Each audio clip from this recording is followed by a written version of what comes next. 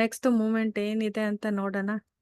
I'll be sharing the screen. Last time analysis ಮಾಡಿದಾಗ ನೋಡಿ, ಇಲ್ಲಿ ಬ್ರೇಕ್ಔಟ್ ಆಗಿದೆ ಅಂತ ಹೇಳಿದೆ. ಡೌನ್ ಟ್ರೆಂಡ್ ಮೂಮೆಂಟ್ ಅಲ್ಲಿ ಬ್ರೇಕ್ಔಟ್ ಆಗಿದೆ, ಬಟ್ ಅದು ಕನ್ಫರ್ಮ್ ಆಗಿರಲ್ಲ. ಏನಕ್ಕೆ ಅಂತಂದ್ರೆ ಇಲ್ಲೊಂದು ಸಪೋರ್ಟ್ ಲೈನ್ ಇದೆ. ಸೊ ಸಪೋರ್ಟ್ ಲೈನ್ ಅದು ಮತ್ತೆ ಅದು ರೆಸಿಸ್ಟ್ ಆಗಿ ಈ ಪಾಯಿಂಟ್ ಬ್ರೇಕ್ಔಟ್ ಆಗಬೇಕು. ಈ ಪಾಯಿಂಟ್ ದಾಟಿ ಅದು ಬಂತು ಅಂತಂದ್ರೆ then we can able to expect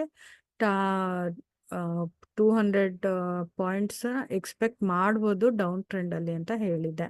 ಆದರೆ ಆ ಥರ ಆಗಿಲ್ಲ.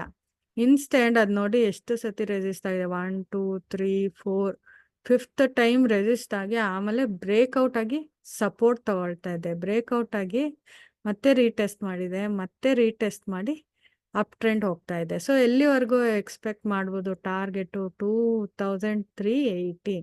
So buying